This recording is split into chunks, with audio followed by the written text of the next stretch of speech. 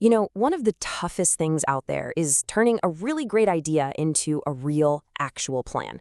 So in this explainer, we're going to build the practical guide to do exactly that. Let's get into it.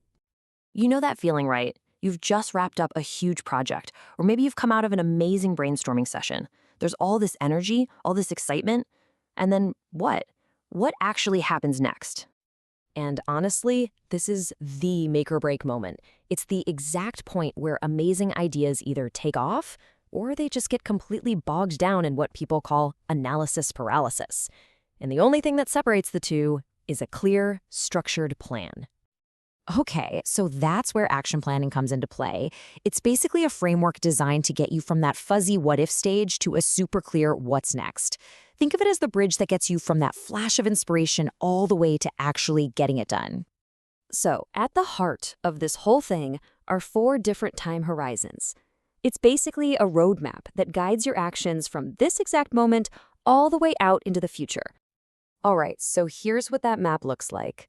We're going to start with immediate actions, then we'll move into the next 30 to 90 days, then we'll look out 3 to 12 months, and finally, we'll plan for everything 12 months and beyond.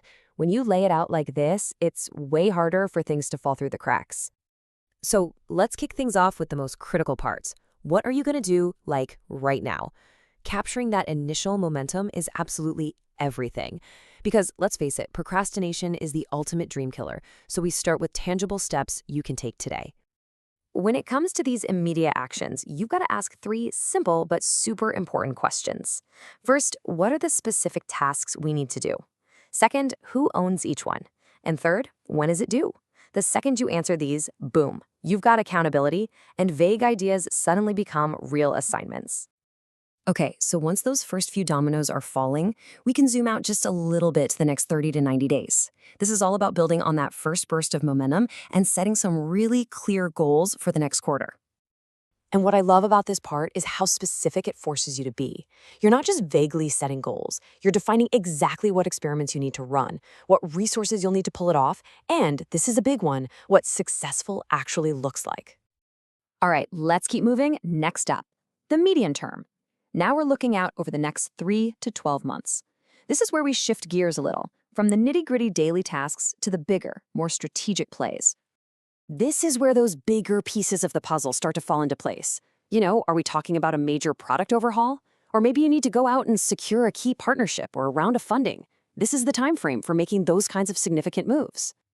And that brings us to the final piece of the roadmap, the long view. We're talking 12 months and beyond. This is where all the little things you're doing every day finally connect up to that huge, ambitious vision you have for the future. And this is so key for making sure this isn't just a flash in the pan. Are all your plans still lining up with your main vision? Are you thinking about new markets to enter? And maybe most importantly, are you growing the team that can actually take you there?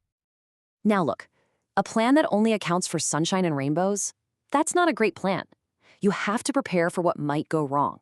And this isn't about being negative, it's about being smart and resilient and protecting all that hard work you just put into your plan. The process for this is actually pretty straightforward, but it's incredibly powerful. Step 1, just think about what could go wrong. Step 2, okay, how can we make that less likely to happen? And step 3, if it does happen anyway, what's our plan B? It's just proactive problem solving. All right, so we've got our plan, we've even planned for problems. What's the last piece of the puzzle? Tracking.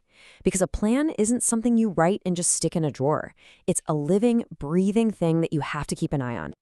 So what does that look like? Well, first, you've got to pick your KPIs, your key performance indicators. These are the numbers that tell you the real story of whether you're on track. Then you need the right tools to watch them. And you have to get into a regular rhythm of checking in. Maybe it's weekly for some things, monthly for others, to make sure you stay on top of it all. And there you have it. We've literally gone on a journey, right? All the way from that first little spark of an idea through 4 different time horizons. We've planned for risks, and we've set up a system for tracking. What you have now is a complete roadmap to turn that plan into a reality. When you boil it all down, it comes back to this one really powerful question. This whole framework we just walked through is designed to give you a solid, actionable answer. The whole point is to swap out that feeling of, I don't know what to do next, with crystal clear focus. But here's the thing. Having the answer is only half the battle. See, a good plan gives you an answer, But a great plan? A great plan starts right now. So I'll leave you with this. What's your very first step?